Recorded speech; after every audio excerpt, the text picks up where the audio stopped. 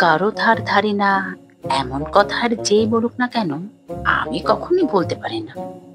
আমার ধারণা এক কাবুলিওয়ালা ছাড়া এই জগতে এ কথা আর কেউই বলতে পারে না। অমৃতের পথ ক্ষুরস্য ধারা নিশ্চিতা। অকালে মৃত না হতে হলে ধার করতেই হবে। ধার হলেও কথা ছিল বড়, কিন্তু তাও নয়। বাড়ি ভাড়া বাকি, তাও বেশি না, 500 টাকা মাত্র। কিন্তু তার জন্যই বাড়িওয়ালা করাল মূর্তিটি ধরে দেখা দিলেন একদিন। আপনাকে অনেক সময় দিয়েছি, কোনো অজুহাত শুনছি না আর। ভেবে দেখুন একবার, আমি তাকে বলতে চাই, এই সামান্য 500 টাকার জন্য আপনি এমন করছেন, অথচ এক যুগ পরে একদিন আমি মারা যাবার পরে অবশ্যই আপনি আপনার এই বাড়ির দিকে আঙুল তুলে লোককে দেখিয়ে বলবেন, একদা এখানে বিখ্যাত লেখক শ্রী অমুকচন্দ্র তমুক বাস করতেন। বাস করতেন? বাস করে আমার মাথা কিনতেন। জবাবে তার দিকে থেকে যেন ঝাপটা এলো। শুনুন মশাই, আপনাকে সাফ কথা বলি, যদি আজ রাত্রি 12টার ভেতরে আমার টাকা না পাই, তাহলে এক যুগ পরে আর নয় কালকেই লোকে এই কথা বলবে। বাড়িওয়ালা তো বলে গেলেন, চলেও গেলেন, কিন্তু এক বেলার মধ্যে এত টাকা আমি পাই কোথায়? আছে ধার দিতে হয়, সে ভয়ে সহজে কেউ আমার মতো লেখকের ধার ঘেঁষে না। লেখক মাত্রই ধারালো, আমি আবার তার উপর এক কাঠি, সবাই জানে। হর্ষবর্ধনের কাছে যাব? তাদের কাছে কটা টাকা কি বা নয়, কীর্তি কাহিনী লিখে অনেক টাকা তাদের পিটেছি। এখন যদি তাদের পিঠেই যদি চাপি, তাদের পৃষ্ঠপোষকতায় এই দায় থেকে কি উদ্ধার পাই? গিয়ে কথাটা পারতে হর্ষবর্ধন বলে উঠলেন, নিশ্চয় নিশ্চয়ই, আপনাকে দেব না তো কাকে দেব? চমকে গেলাম আমি, কথাটা যেন কেমন তর শোনালো। আপনি এমন কিছু আমাদের বন্ধু নন, তিনি বলতে থাকেন। বন্ধুত্বের কথাই যদি বলেন, আমি বাধা দিয়ে বলতে যাই, হ্যাঁ, বন্ধুত্বের কথাই বলছি। আপনি তো আমাদের বন্ধু নন, বন্ধুকেই টাকা ধার দিতে নেই, মানা আছে। কেননা তাতে টাকাও যায়, বন্ধুত্বও যায়, তিনি জানান। তবে হ্যাঁ, এমন যদি সে বন্ধু হয় যে বিদায় হলে বাঁচি, তার থেকে বাঁচার একমাত্র উপায় হচ্ছে তাকে ওই ধার দিয়ে দেওয়া, তাহলে সে চিরকালের মতো নিস্তার। আমি যদি তার সে দ্বিতীয় বন্ধু হতাম। আহা, মনে মনে দীর্ঘশ্বাস ফেললাম। কিন্তু আপনি তো বন্ধু নন, লেখক মানুষ। লেখকরা তো কখনো কখনো কারো বন্ধু হয় না। কি হয় কি? লেখকদের বোধহয় কেউ বন্ধু হয় না, শখেদে বলি। বিলকুল নির্ঝঞ্ঝাট, এর চেয়ে ভালো আর কি হতে পারে বলুন? আপনি যখন আমাদের আত্মীয় বন্ধু কেউ নন, নিতান্তই একজন লেখক, তখন আপনাকে টাকা দিতে আর বাধা কি? কত টাকা দিতে হবে বলুন? বেশি নয়, ওই সব আছে। আর একেবারে দিতেও আমি বলছি না, আমি বলি কি, আজ তো বুধবার, শনিবার দিনে টাকাটা আমি আপনাকে ফিরিয়ে দেব, কথা দিলাম।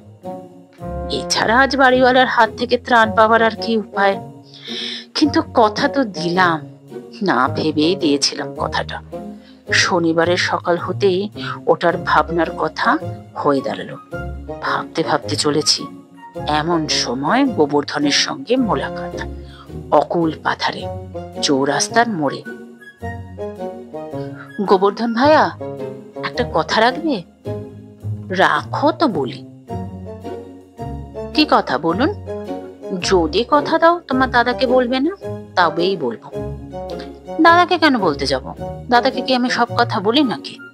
অন্য কিছু কথা নয়, কথা হচ্ছে যে আমাকে 100-5 টাকা ধার দিতে পারো দিন কয়েকের জন্য। আজ তো শনিবার, এই বুধবার সন্ধ্যের মধ্যে টাকাটা আমি তোমাকে ফিরিয়ে দেবো, এই কথা। এই বলে দ্বিরুক্তি না করে শ্রীমান গোবরা তার পকেট থেকে 5 খানা 100 টাকার নোট বার করে দিল। টাকাটা নিয়ে আমি সটান শ্রী হর্ষবর্ধনের কাছে। দেখুন, আমার কথা রেখেছি কিনা। দরিদ্র লেখক হতে পারি, কথা নিয়ে খেলাপ করতে পারি, কিন্তু কথার খেলাপ আমি কোনোদিনও করি না। হর্ষবর্ধন নীরবে টাকাটা নিলেন। আপনি তো ভেবেছিলেন যে টাকাটা বুঝিয়ে আপনার মারাই গেল। আমি আর এ জন্মেও এমুখ হব না, ভেবেছিলেন কি না? বলুন বলুন। না না, আমি সেসব কথা একদমই ভাবিনি। টাকার কথা আমি ভুলেই গিয়েছিলাম। তিনি বললেন, বিশ্বাস করুন, টাকাটা আপনাকে দিয়ে আমি কিছুই কিন্তু ভাবিনি, কিন্তু ফেরত পেয়ে এখন বেশ ভাবিত হচ্ছি। ভাবছেন এই যে এই 500 টাকা ফিরিয়ে দিয়ে নিজে ক্রেডিট খাটিয়ে এরপরে আমি আবার ফের 1000 টাকা ধার নেব, তাই কি না? তারপর সেটা ফেরত দিয়ে আবার 2000 চাইবো।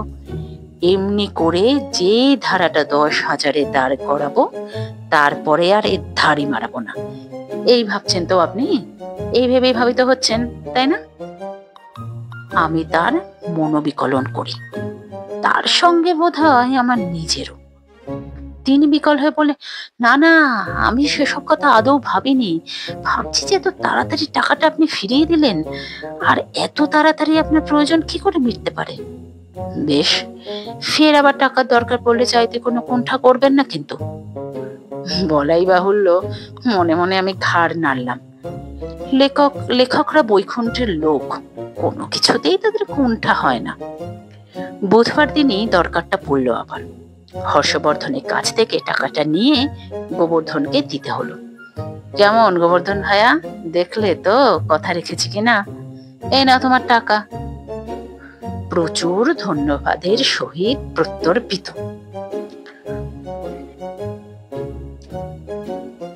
বুধবার আবার গোবরার কাছে যেতে হলো, পারতে হলো কথা। গোবর্ধন ভাইয়া, বুধবারের টাকাটা ফেরত দেবো বলেছিলাম, বুধবারেই দিয়েছি। দিইনি কি? একদিনের জন্য কি আমার কথার কোনো নড়চড় হয়েছে? এমন করে কেন বলছেন? গোবর্ধন আমার ভনিতা ঠিক ধরতে পারে না। টাকাটার আমার দরকার পড়েছে আবার, ওই 500 টাকাই। সেই জন্যই তোমার কাছে এলাম ভাই। এই বুধবারেই তোমাকে আবার ফিরিয়ে দেবো টাকাটা নির্ঘাত।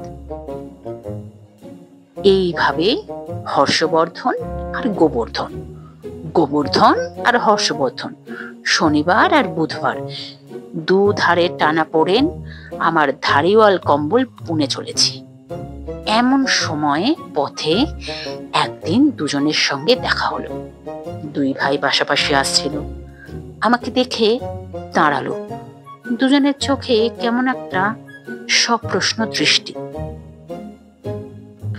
হয়তো দৃষ্টিটা কুশল জিজ্ঞাসারও হতে পারে, কোথায় যাচ্ছি, কেমন যাচ্ছি, অথবা কেমন আছি, কি করছি, এই ধরনের সাধারণ কোনো কৌতূহলই হয়তো বা। কিন্তু আমার তো পাপ মনে হলো দুজনের চোখে যেন এক তাগাদা। হর্ষবর্ধন বাবু, ভাই গোবর্ধন, একটা কথা আমি বলবো, কিছু মনে করো না।